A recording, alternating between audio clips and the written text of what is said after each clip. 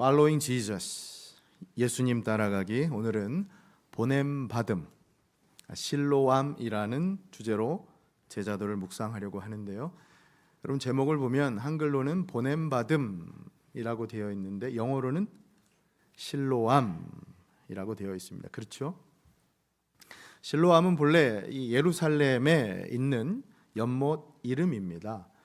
그 유래를 보면 히브리어로 이게 본래 보냄을 받았다는 뜻인데 구약 시대 그 아수르라고 하는 나라의 산헤드립이 유다를 공격할 때 그 당시의 왕이었던 히스기야 왕이 그 공격을 물리치기 위해서 어떻게 전략을 짰냐면 성을 철저히 막기 위해서 성 밖에 물은 차단하고 성 안에 우물을 만든 거죠. 그 지하로 흐르는 물이 들어올 수 있도록. 그래서 그 우물이 바로 실로암이었습니다. 그러니까 그만큼 이 실로암이라는 것은 유대인들에게는 귀중한, 아주 소중한 생명수라고 하는 의미를 담고 있는 그런 존재, 연못이었습니다. 자, 그렇다면 그 실로암이 이 Following Jesus, 예수님 따라가기와 어떤 상관이 있는 것인지 오늘은 그것을 묵상하고 살피려고 하는데요. 일단 이 본문의 스토리를 대략적으로 먼저 스케치한 후에 후반부에 가서 그 주제와 교훈을 나누도록 하겠습니다. 설교의 첫 번째 파트는 그래서 스토리 부분부터 간략하게 좀 스케치하겠습니다. 1절을 다시 한번 보시면 이렇게 되어 있죠. 예수께서 길을 가실 때에 날 때부터 맹인된 사람을 보신지라. 그러면서 2절 같이 한번 읽을까요? 시작.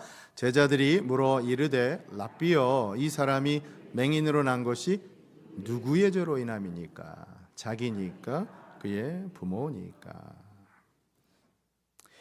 어제 뉴스를 보니까 우리 또 운동, 스포츠 좋아하시는 분들 좋아하실 것 같은데 이탈리아 밀라노 코르티나에서 지금 동계 올림픽이 막을 올렸더군요. 근데 그 개막 행사의 꽃이라고 할 수 있는 그 성화, 이제 봉송, 이제 점화의 그 순간에 한 시각 장애인 가수가 정말 너무나 웅장하고 아름다운 노래로 개막식을 화려하게 장식하는 그런 모습이 있었습니다. 여러분 보셨습니까? 혹시? 보신 분들은 아시겠지만 안드레아 보첼리라고 하는 세계적인 테너, 시각장애인 가수가 찬양은 아니지만 네슨 도르마라고 하는 곡으로 전 세계인의 심금을 울렸습니다. 못 보신 분들은 한번 가셔서 보시면 좋을 것 같아요. 시각장애인, 여러분 육신의 눈이 떠지는 것이 더 감동적일까요? 아니면 영적인 눈이 떠지는 것이 더 감격적일까요? 솔직하게 얘기해 보세요. 사실 우리 영의 눈이 떠지는 거는요, 우리가 제대로 인식하지 못할 때가 많잖아요. 여러분 영의 눈이 떠지신 분들이잖아요. 예수 믿고. 맞습니까? 그런데 그게 우리가 제대로 인식하지 못할 때가 많거든요. 그러나 육신의 눈이 떠지는 것은 상상만 해도 이건 대단한 기적이잖아요. 못 보던 사람이 보게 된다. 얼마나 큰 기적입니까 이게? 본문을 보면 그런 기적을 경험한 한 맹인, 날 때부터 보지 못하는 맹인이 등장합니다. 실은 성경에서 여러분 아시겠지만 맹인이라고 하는 건 영적으로 어둠 가운데 헤매는 이 죄인을 주로 상징하거든요. 따라서 여러분 이 설정 자체가 굉장히 의미심장합니다. 맹인은 구원받기 전 우리의 상태를 그리고 있는 것이고요. 그런 우리를 예수님께서 찾아오셔서 고쳐주시고 그리고 구원해 주신다는 것이 이 본문 스토리의 얼개예요. 주된 스토리 라인이라는 겁니다. 자, 그런데 이때 제자들이 예수님께 묻습니다. 뭐라고 묻죠? 랍비여, 선생님이요, 이 사람이 날 때부터 맹인된 게 도대체 이게 누구 때문입니까? 죄라고 얘기를 하죠. 이게 부모 죄입니까? 아니면 그 사람의 죄 때문입니까? 차마 질문해서는 안 될 질문입니다. 우리가 사는 이 시대의 가치관으로는 여러분 도저히 질문해서는 안 되는 질문이잖아요. 왜냐하면 이 질문으로 인해서 분명히 들었겠죠, 맹인도. 그 말을 들었을 맹인이 얼마나 상처가 컸겠어요. 그다음 예수님, 그렇다면 어떻게 답을 하셨을까? 예수님의 답 3절을 한번 보십시오. 이렇게 말씀하세요. 같이 읽어볼까요? 시작. 예수께서 대답하시되 이 사람이나 그 부모의 죄로 인한 것이 아니라 그에게서 하나님이 하시는 일을 나타내고자 하심이라. 예수님 말씀하세요. 부모의 죄도 아니고 이건 그 사람 죄도 아니다. 그러면서 하시는 말씀이 그에게서 하나님 하시는 일을 나타내고자.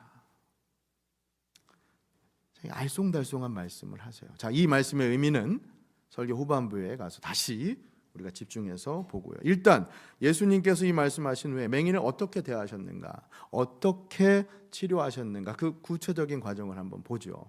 6절로 가면 6절에 이렇게 말씀하세요. 이 말씀하시고 땅에 침을 뱉어 진흙을 이겨 그의 눈에 바르시고. 자, 7절 이르시되. 자, 같이 읽습니다. 시작. 실로암 못에 가서 씻으라 하시니, 실로암은 번역하면 보냄을 받았다는 뜻이라. 이에 가서 씻고 밝은 눈으로 왔더라. 여러분, 여기 예수님께서 이 맹인을 고치신 방법이 너무 독특하죠. 두 가지가 이게 단번에 눈에 띄어요. 우선 첫 번째, 침을 뱉어서 흙에 이겨서 이걸 반죽해서 그걸 눈에다 붙이십니다. 이게 참 희한하죠. 점잖게 표현해서 희한이지 이거 사실 여러분 더럽잖아요. 엽기적이지 않습니까? 뭐 어떤 분 농담으로 그러시더라고요. 그래서 이게 무슨 치유 방법이 이게 무슨 머드팩 진흙 마사지냐고. 근데 여러분 그냥 머드팩도 아니고 이 물이 아니라 뭡니까? 침 아닙니까 이게? 그러니까 그걸 흙에다 반죽했으니 여러분 이게 상상만 해도 어우 냄새는 그랬을 거예요. 궁금합니다. 그럼 예수님 왜 이 방법을 사용하셨을까? 물론 침에 효력이 있다 그렇게 해석하는 주장이 있긴 합니다. 마치 민간요법처럼 우리 어르신들 잘 아시죠? 어린 시절에 뭐 물리면 침 발라서. 아니 그렇게 따지면 여러분 비유하자면 지금 제가 설교하는데 우리 앞자리에 앉아 계신 분들, 우리 성가대 특히 설교하다 튀긴 제 침마저도 맞으면 효력이 있다라고 하면 그 은혜롭다고 여기는 것과 흡사하잖아요. 뭐가 달라요? 물론 그럴 리는 없지만 이 말을 하니까 또 고개를 더 뒤로 더 제치시는 것 같은데, 제가 아무리 힘이 세도 여러분 제 팀이 여러분한테 안 튀어요. 걱정 마세요. 자, 그럼 뭐냐? 그보다 더 타당한 해석은 이게 새 창조라는 해석입니다. 새로운 창조. 여러분 태초에 하나님께서 사람을, 인간을 빚으실 때 뭘로 빚으셨습니까?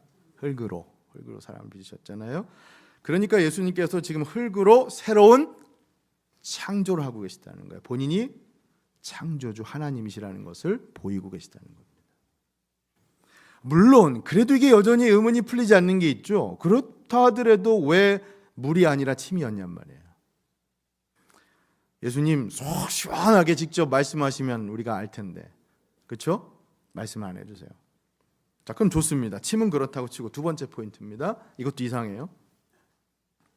예수님께서는 왜 굳이 지금 이 맹인더러 실로암 연못에 가서 씻으라고 하셨을까요? 그럴 필요가 있었을까요? 여러분, 예수님께서 잘 아시잖아요. 복음서를 보면 지금까지 정말 각양각색의 병자들을 치유하셨잖아요. 그럴 때 어떻게 치유하셨습니까? 뭘로?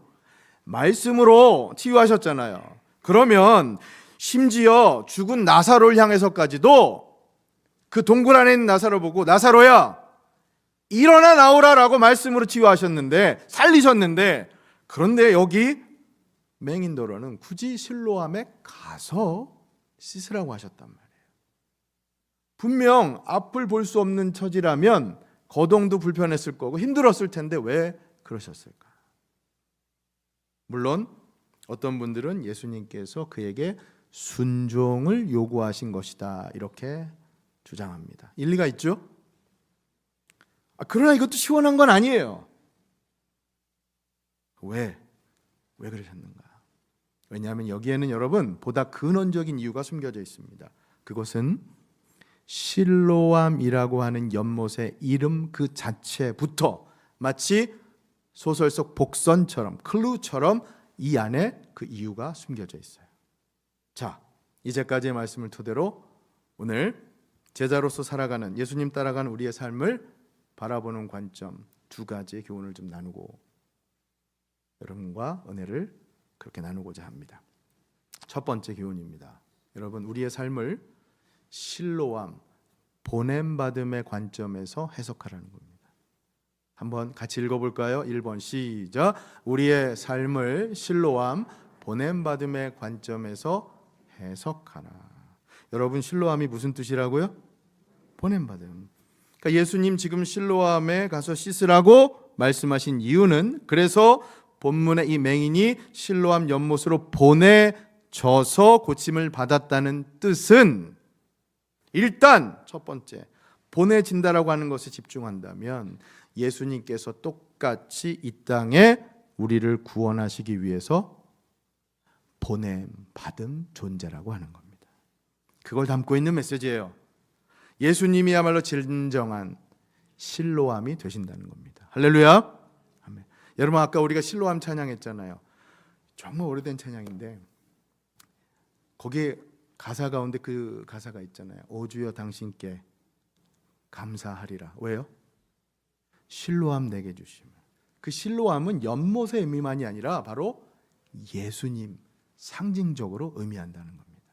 보내주신 존재. 자, 그렇다면 이게 실로암 뜻 전부냐? 아닙니다. 이제 여러분과 저 또한 예수님처럼 또 실로암 연못으로 가서 보냄받고 고침받고 나중에 예수님을 증거한 그 맹인처럼 이제 우리도 이 땅의 빛으로 오신 예수님을 어떻게 전하기 위해 세상으로 보냄받은 존재가 되었다는 메시지를 담고 있다는 것이죠. 믿습니까? 아멘. 우리의 삶을 실로암, 보냄받음의 관점에서 해석하라는 겁니다. 그 이 대목에서 떠오르는 말씀이 요한복음 20장 21절이에요. 자, 이 말씀을 같이 보시면 예수께서 이제 부활하신 다음에 또 이르시되 너희에게 평강이 있을지어다. 제자들에게 나타나셔서 평강을 비시고, 자, 그 다음 같이 읽죠. 아버지께서부터 시작. 아버지께서 나를 보내신 것 같이 나도 너희를 보내노라. 제자들에게 하신 말씀 곧 여러분과 저에게 하신 말씀입니다. 여러분, 실로암은 단순한 치유와 힐링을 넘어서는 사건입니다. 그러니까 이건 예수님 따라가는 제자들에게 이정표와 같은 말씀이에요. 달리 말해 실로암의 은혜를 맛보고 여러분 치유받고 고침받고 구원받은 자들이라면 이제는 예수님을 위해 보내지는 삶, 실로암의 사명으로 살아가라는 것이죠. 믿습니까? 아멘.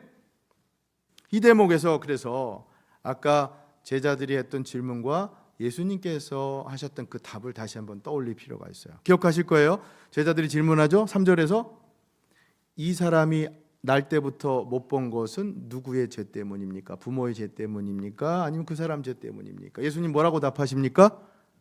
자, 그에게서 하나님 하시는 일을 나타내고자 하십니다. 달리 바꿔 표현하면 그에게서 하나님 영광을 드러내시기 위해서 일을 하셨다. 자, 근데 여러분 이 말씀 해석에 조심해야 돼요. 왜냐? 얼핏 잘못 들으면 하나님께서는 당신의 하시는 일을 나타내시기 위해서 그래서 당신 마음대로 우리 인간을 장애자로 불구자로 만들어 버릴 수 있다라고 해석할 수 있기 때문입니다. 아니에요, 여러분. 그렇게 해석하시면 잘못 해석하시는 겁니다. 여러분, 이 말씀은 맹인으로 살아가야 하는 그 모습, 그 일, 그것마저도 날 때부터 태어나 그렇게 살아가야 하는 그 결과마저도 지금 우리의 불행 그 모습마저도 하나님께서 원하신다면 하나님께서는 사용하셔서 당신의 영광을 나타내는 일로 쓰실 수가 있다는 뜻이에요. 그러니까 오해하시면 안 돼요, 여러분. 하나님 일을 드러내시기 위해서 하나님 일부러 우리를 고생시키고 고통 주신다는 뜻이 아닙니다. 그건 전혀 다른 뜻이잖아요. 하나님 우리가 행복하길 바라시지 우리가 불행하길 바라시지 않습니다. 그게 하나님 뜻이에요. 자, 그런 오해가 대표적으로 발생할 수 있는 게 제 경험상 어디냐? 장례식장이에요.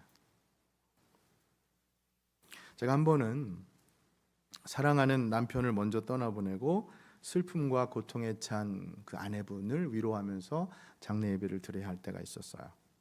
근데 나중에 모든 예배를 다 마치고 위로 신방을 하면서 그 아내분께서 하시는 말씀이 남편 잃고 당하는 고통이 너무너무 힘든데 여러 가지로 참 많았는데 그 중에서도 가장 아픈 게 위로하러 조문하러 온 그 사람들 중에 위로한답시고 너무나 쉽게 던지는 말. 예를 들면 힘들지만 받아들이세요. 이건 하나님 뜻입니다. 여러분 우리가 흔히 장례하면서 할 수 있는 말이 뭐죠? 아유 그동안 정말 고생하셨는데 힘들었는데 호상입니다. 심한 경우 아유 이유 없는 고난 없잖아요. 이것도 축복으로 여기시면 좋겠어요. 처음에는 자신도 묵묵히 참고 들어줬는데 나중에 도저히 참을 수가 없더래요. 도리어 위로하는 사람들에게 감정이 치밀어 올라서 그 당신들이나 그런 거 겪으라고 한마디 호통을 치고 싶더래요. 참았대요. 그렇습니다, 여러분. 하나님 우리를 무슨 놀이개처럼 장난감처럼 생각하셔서 우리에게 고통 주고 불행하게 했다가 하나님 영광을 드러내는 일에 우리를 사용하시는 분이 아니십니다. 그 하나님 뜻이 아니에요. 물론 우리의 모든 재난과 불행조차도 하나님 다스림 아래 있다고 우리는 믿습니다.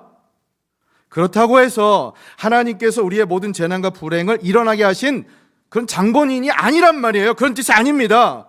그건 하나님을 피고인으로 만드는 거잖아요. 재판정에 세우는 일이잖아요. 당신 잘못했다고. 아니에요. 여러분 분명히 기억하십시오. 우린 몰라요. 왜 그런 일이 일어났는지. 그러나 하나님께서는 우리의 행복과 불행 그 모든 것을 합하여서 당신의 아름다운 선을 만들어 가시는 분이십니다. 여러분 이것을 믿으십니까? 아멘. 이 대목에서 여러분과 두 번째 교훈을 나누고 싶습니다. 두 번째, 우리의 삶을 어떻게 바라보아야 하느냐? 하나님 하시는 일, 하나님 영광을 위하여라는 관점에서 해석하시란 말이에요. 바라보시란 말이에요. 같이 한번 2번을 읽죠. 시작. 우리의 삶을 하나님 하시는 일, 하나님 영광을 위하여 관점에서 해석하라. 여러분 아까 제자들의 질문은 흔히 말하는 운명에 관한 질문이었어요. 데스티니, 운명, 내가 바꿀 수 없는 거. 내가 왜 이런 가정에서 태어났는가? 내가 왜 이런 부모에게서 태어났는가? 내 마음대로 된 게 하나도 없잖아요. 여러분 마음대로 부모를 정하셨어요? 아니잖아요. 우리 자녀들 가운데 여러분 키워보셔서 아시지만 자녀들이 그런 생각한단 말이에요. 우리 부모님은 왜 이럴까? 이런 모습일까? 왜 이렇게 지지리도 못난 모습으로?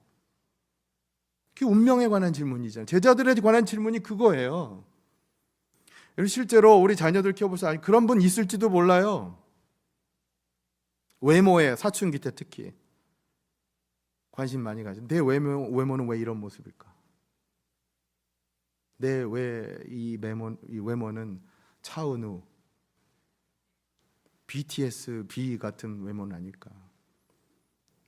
아시는 분 계시네요. 제가 1부에 이렇게 예를 들었더니 아무도 모르시더라고요. 그 2부에 우리 청년들 많은 데서 차은우, B 얘기했더니 다 알아요. 3부는 조금 아시네요. 제가 이렇게 표현하면 여러분 더 확실히 아실 거예요. 왜 내 외모는 차인표, 송중기를 닮지 못했을까? 다 아시네요. 이제 이게 다 운명에 관한 질문이라는 거. 내가 만든 거 아니잖아요. 하지만 여러분 오늘 말씀은 우리의 삶을 그런 운명의 관점에서 바라보라는 게 아닙니다. 우리의 삶을 하나님 하시는 일, 하나님 영광이라는 관점에서 바라보라는 것이죠. 하나님 영광 위해서 우리의 삶 하나님께서 사용하실 수 있단 말이에요. 믿습니까?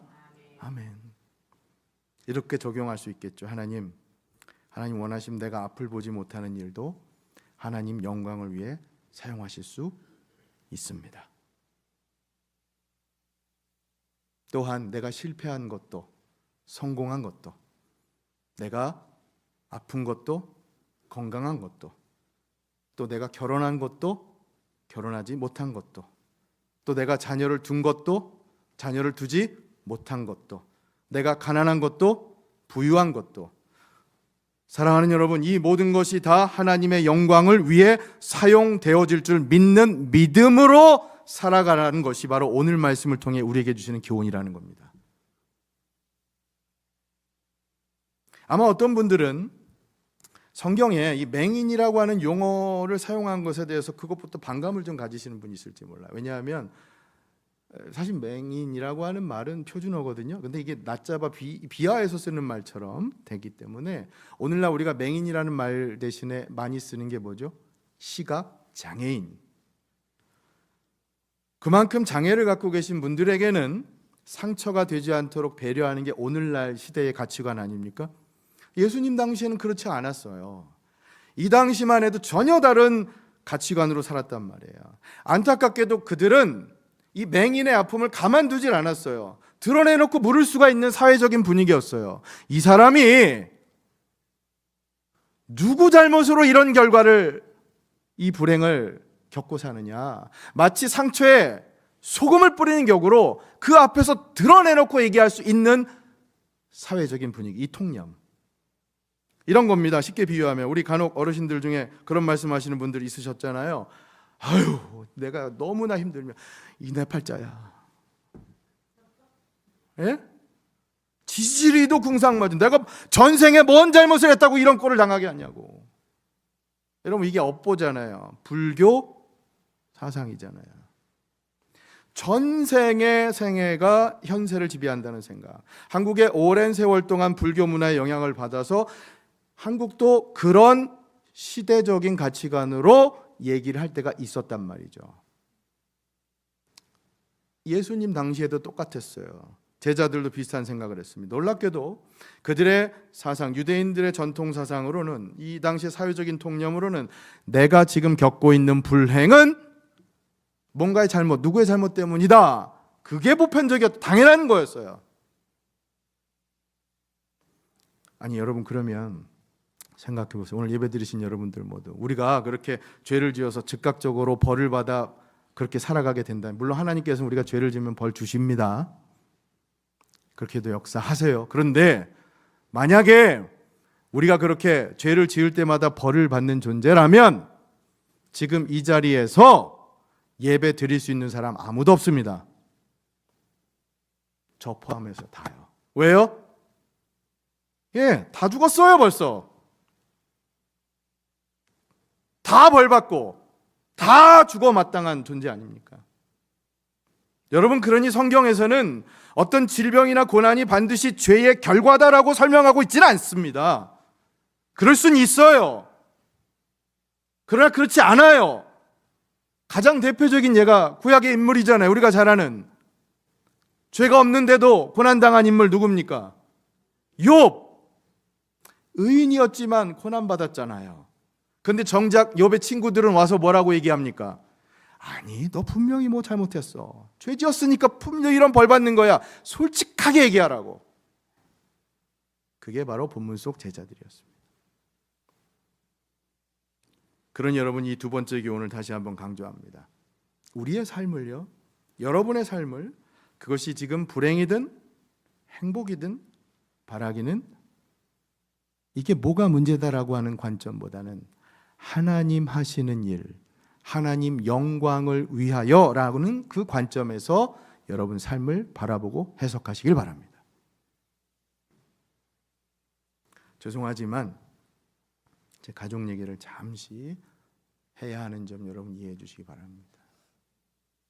저는 이 얘기가 하나님 하시는 일을 나타내고 하나님 영광을 위해 사용되는 얘기가 되기를 바라면서 말씀드립니다. 여러분 혹시 가족 중에 장애를 갖고 살아가는 분 계십니까?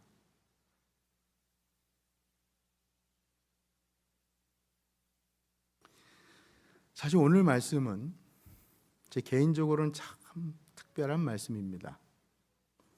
이미 아시는 분은 다 아시지만 제 둘째 아이 20살인데 날 때부터 장애가 있는 아이입니다. 혼자서는 먹지도 걷지도 말하지도 못합니다. 중증 뇌성마비입니다. 여러분께 고백하면, 그래서 저 역시도 이 본문 속 제자들처럼 혹시 하나님 제 죄로, 제 잘못으로 제 사랑하는 자식이 태어나면서부터 고통 안고 질병 안고 태어난 것은 아닙니까? 생각했던 적이 있습니다. 경험해 보시지 않은 분들은 모르시겠지만 이게 당사자에게는 굉장히 심각한 경험입니다.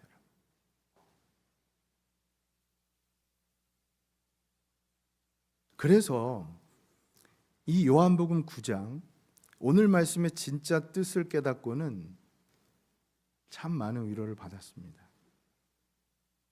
이게 누구의 죄라고 따질 게 아니라 모든 것이 하나님 하시는 일을 나타내고자 하나님 영광을 위해 하시는 일이다라고 하는 예수님의 말씀은 정말 말로 표현할 수 없는 큰 위로의 말씀이 되었습니다.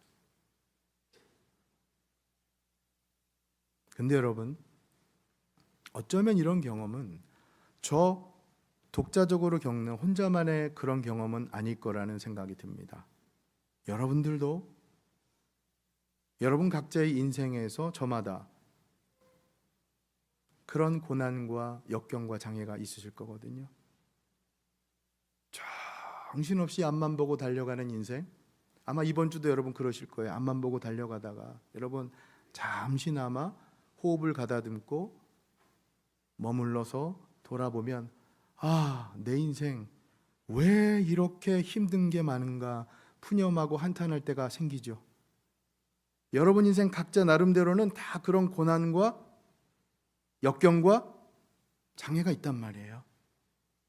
우리 부모님들 자녀 생각하면서 하나님, 남의 집에는 별 신경도 안 쓰고 케어를 하지 않아도 알아서 척척 공부도 잘하고 대학도 잘 가는 것 같은데 왜 우리 집에는 대학은커녕 사회생활도 힘들고 방에 처박혀서 나가지도 않고 우울증에 시달리고 마약에 정신적인 질환에 그렇게 약에까지 손을 대는 겁니까?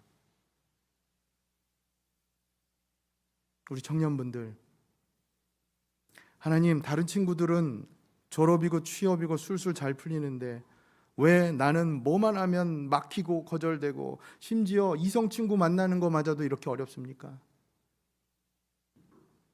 우리 성도님들, 하나님, 그래요, 남의 집 보면 별 고생하는 것 같지도 않고 영주권도 금방 척척 잘 나오던데 왜 우리 집은 10년이 지나도 20년 지나도 영주권 얻기가 이렇게 어렵습니까?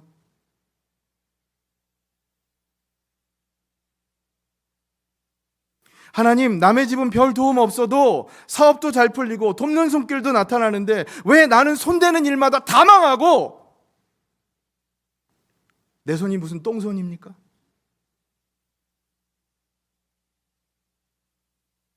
그러다 보면 이런 의문이 들 수 있어요. 하나님, 왜 나에게 이런 삶을 살게 하세요? 나 하나님 자녀라면서요. 하나님, 내가 좀 더 편하고 좀 더 평안하게 살아가는 삶을 허락하실 수도 있잖아요. 그렇게 말이에요. 그러나 하나님 오늘 성경을 통해서 이렇게 말씀하십니다. 왜냐하면 그것은 바로 우리의 인생이, 우리의 삶이 예수님을 알아가고 따라가는 우리의 인생이 하나님 영광을 위한 것이라는 관점에서 바라보아야 할 필요가 있기 때문이고, 더 근원적으로는, 왜냐하면 우리는 그렇게 우리를 구원하시기 위해서 저 하늘 보좌에서 이 땅으로 보내진 예수님처럼 예수님 닮아서 이제 우리도 하나님 영광 위에 우리의 고난과 역경과 장애 가운데도 우리 역시도 보냄 받고 살아가야 하는 존재이기 때문입니다. 믿습니까? 아멘.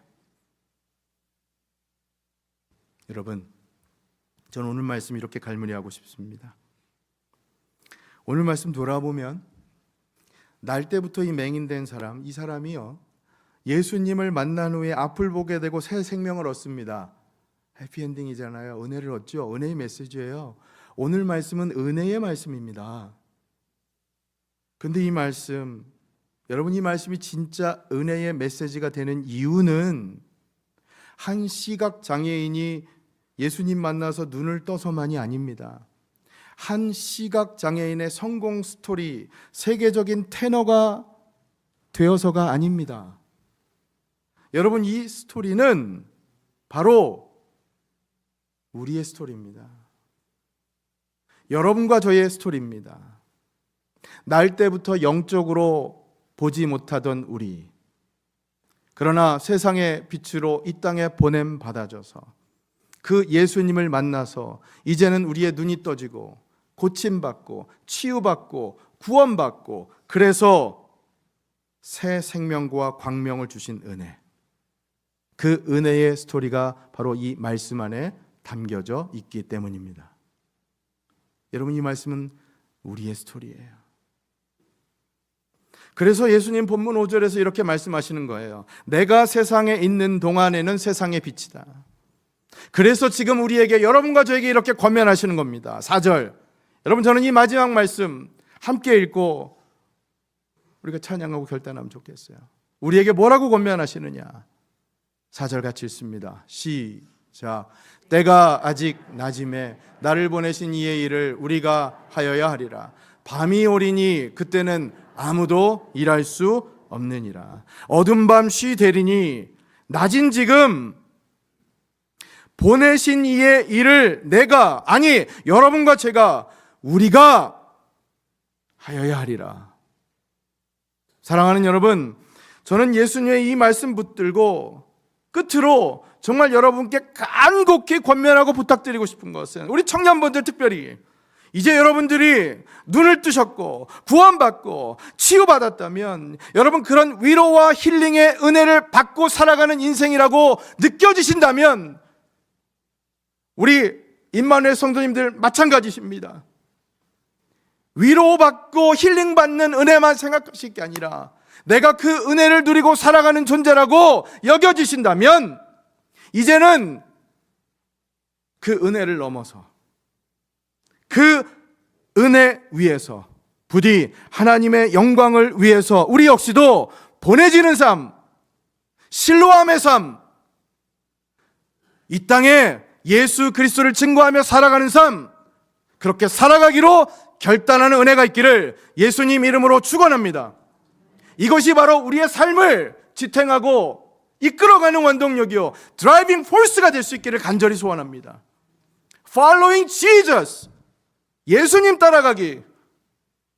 여러분, 예수님 따라가겠노라 결단하고 살아가는 여러분의 발걸음 앞에 이번 한 주도 오늘 말씀을 통해 부디 여러분 인생의 목적 다시 한번 재발견하시고 재정립하셔서 하나님 영광 위에 실로암, 예수님께서 우리를 위해 실로암 하셨듯이 우리도 예수님 위에 실로암 하며 살아갈 수 있기를 예수님 이름으로 축원합니다.